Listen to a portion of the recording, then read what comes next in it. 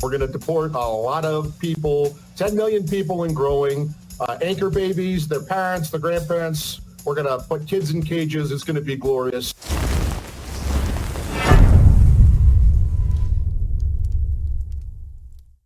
This is going to be part 2 of our 5-part series on Project 2025.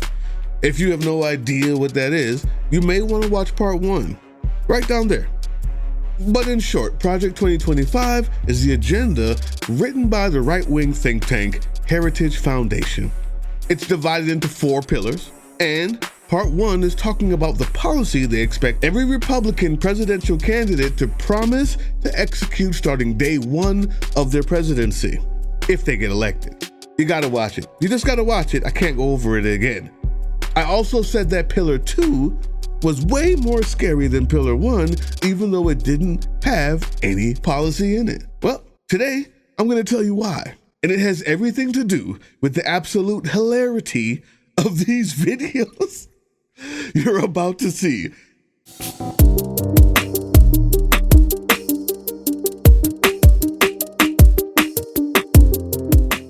So how much worse can it get?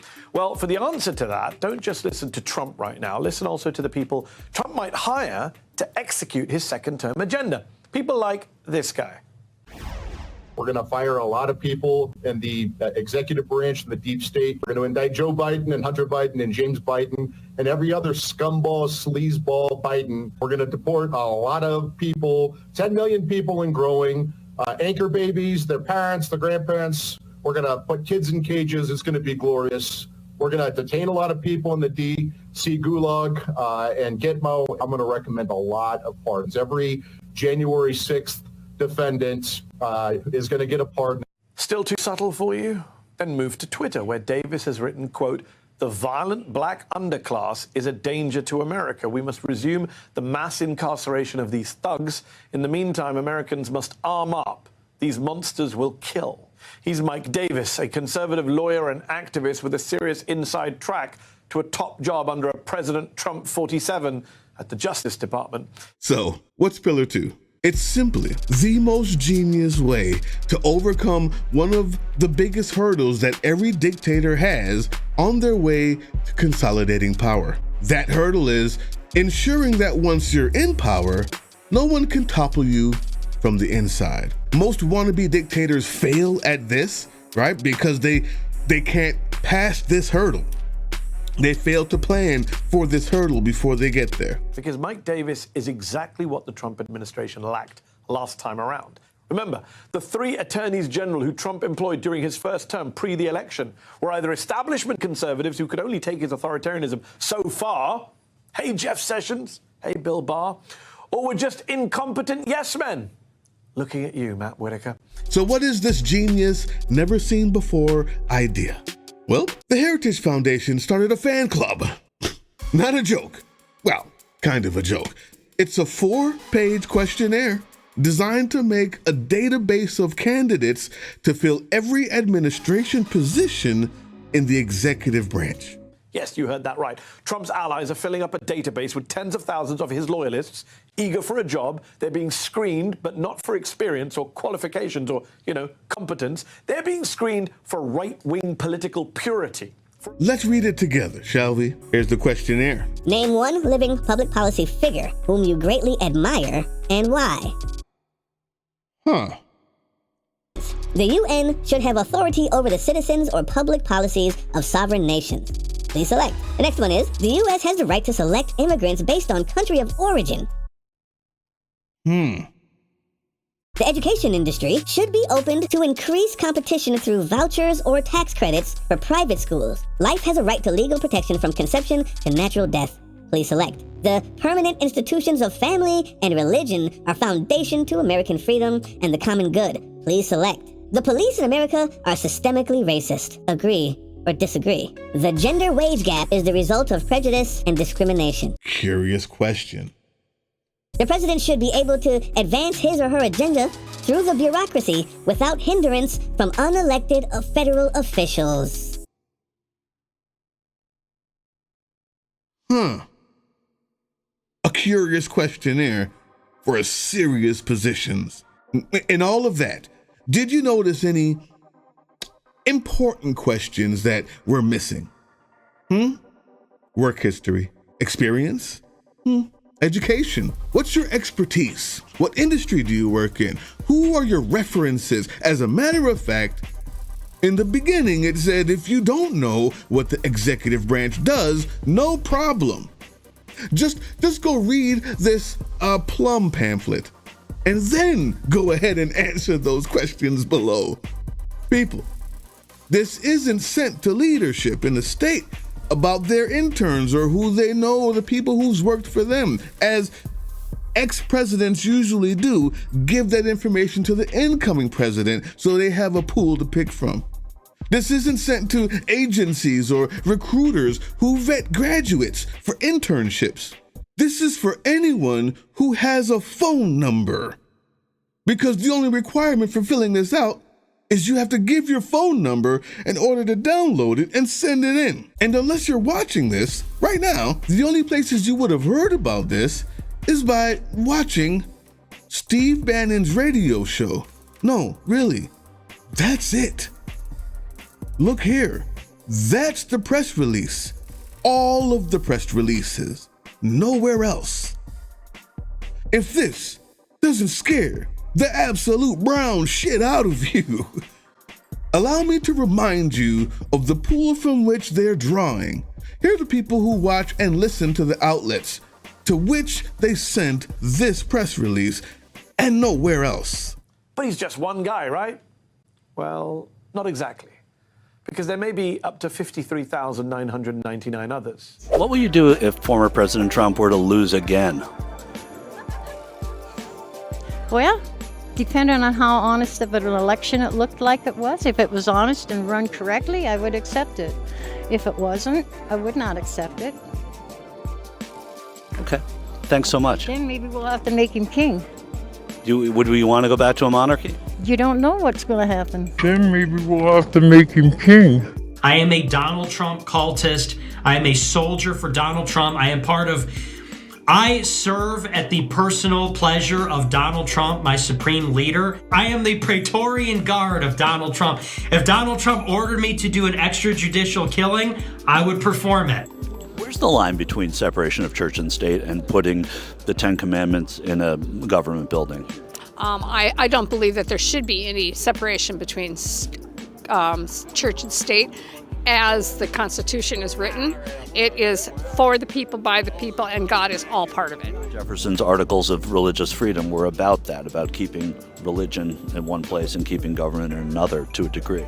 Correct. But at the same time, and everybody can have their own religion, but we still have respect for our gods, whichever gods it is that you're attracted to or you're serving. So there's just too many things that are happening in this country right now that are not right.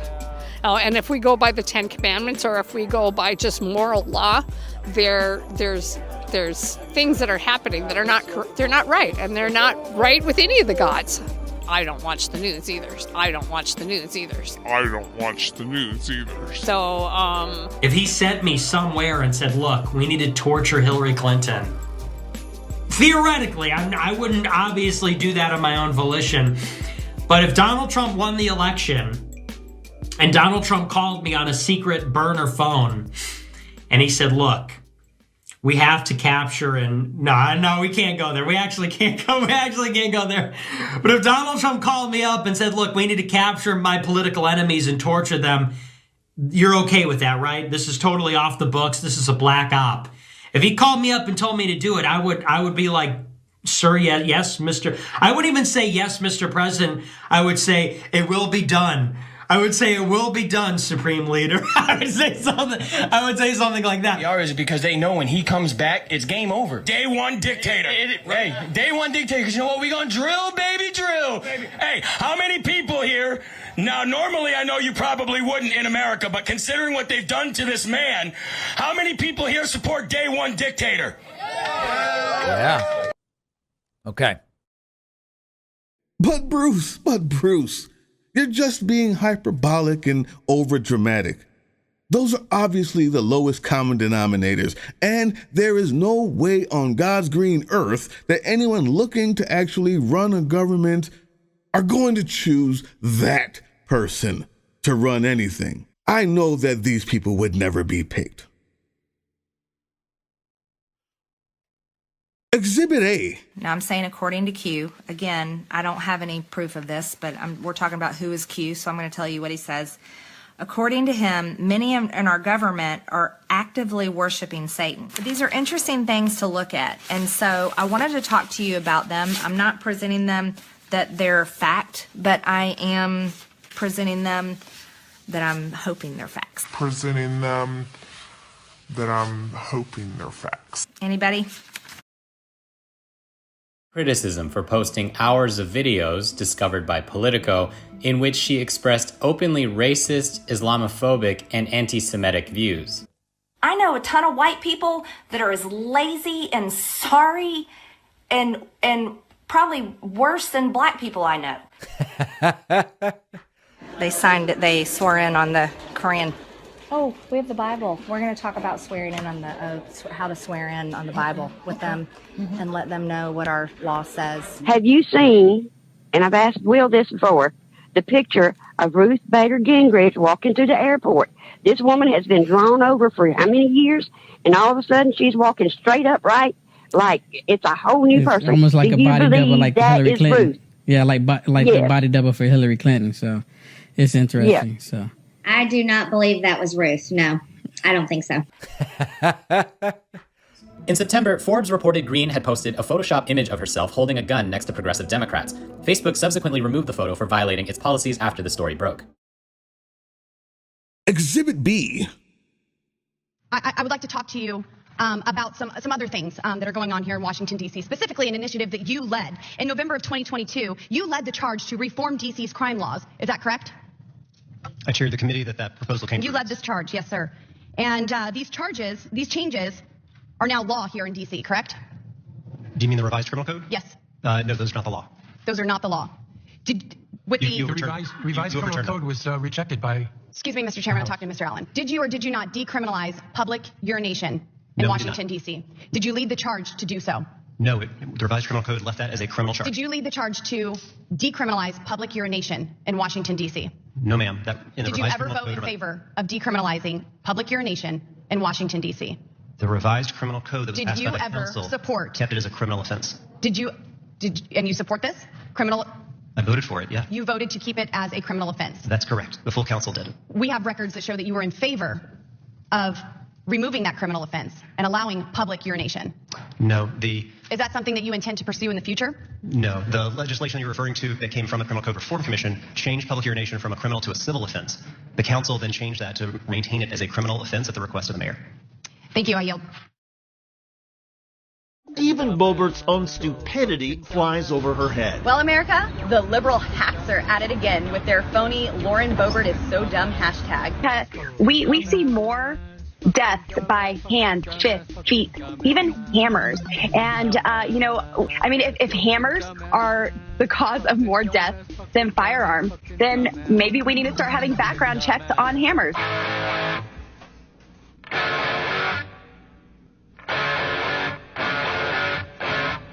This is a joke, right? Fine. You say, Bruce, look.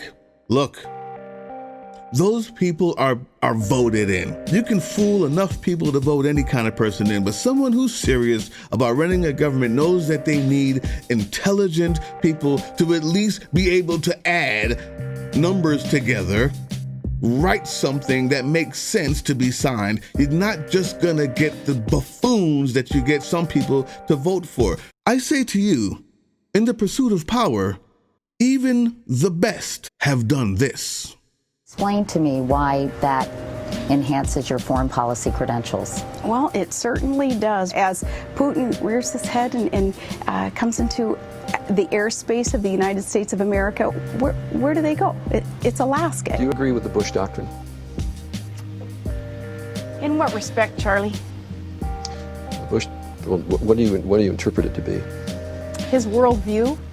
In what respect, Charlie? As for that VP talk all the time, I tell you, I still can't answer that question until somebody answers for me. What is is it exactly that the VP does every day? A vice president has a really great job because not only are they there to support the president's agenda, they're like the team member, the teammate to that president, but also they're in charge of the United States Senate. So if they want to, they can really get in there with the senators and make a lot of good policy changes that will make life better for Brandon and his family. There were real problems with basic civics, government structures, municipal, state, and federal government responsibilities. She didn't know the nations involved in the North American Free Trade Agreement, we're told. Those, of course, being the U.S., Canada, and Mexico. NAFTA, a major campaign issue, that would have been something of a deficit. We're told that she wasn't actually able to name all the countries in North America as part of that debate. And she didn't understand, McCain aides told me today, that Africa was a continent and not a country, and actually asked them, they argue, they say, if South Africa wasn't just part of the country as opposed to a country in the continent. And she was fully vetted by the best. One of them has their own podcast now talking about how bad Donald Trump is. His name is Steve Schmidt. Yeah, he picked Sarah Palin for vice president. And in the pursuit of power, even smart people make dumb decisions, align themselves, as we found out, with idiots. If you don't understand why this type of a recruiting process, this type of a questionnaire, as your only way to weed out candidates is a problem, I leave you with this. You don't have to be evil or ill-willed, okay? Most people who are just around you every day, the people you work with, go to church with, are just lost.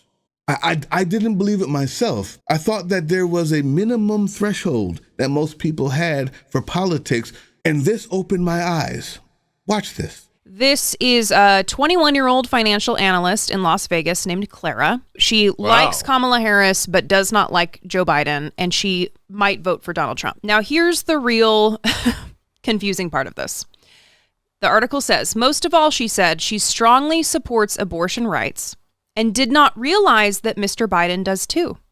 She said that because states' abortion bans had gone into effect during his presidency, she assumed it was because of him. Ultimately, despite her misgivings about the economy, support for abortion rights would probably be what decided her vote. That personal financier or finance specialist or whatever she was is someone who probably graduated college, went all the way through life, intelligent enough to land a job and convince people that she knew what she was talking about, and probably does, and had no idea the party that supports the thing she believes in most was the party she thought was against the thing she believes in the most. It's hard for people like you and I to fathom.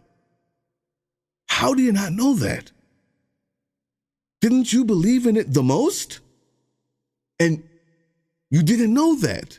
That's how easy it is for a questionnaire like this to turn into this. Laura Loomer, Mike Davis, and these diehard Trump minions do exactly? Well, the New York Times gave us a hint over the weekend. Quote, to ease the strain on ICE detention facilities, Mr. Trump wants to build huge camps to detain people while their cases are processed and they await deportation flights. Huge camps where they'll confine large concentrations of foreigners. If only history had a name for camps like that.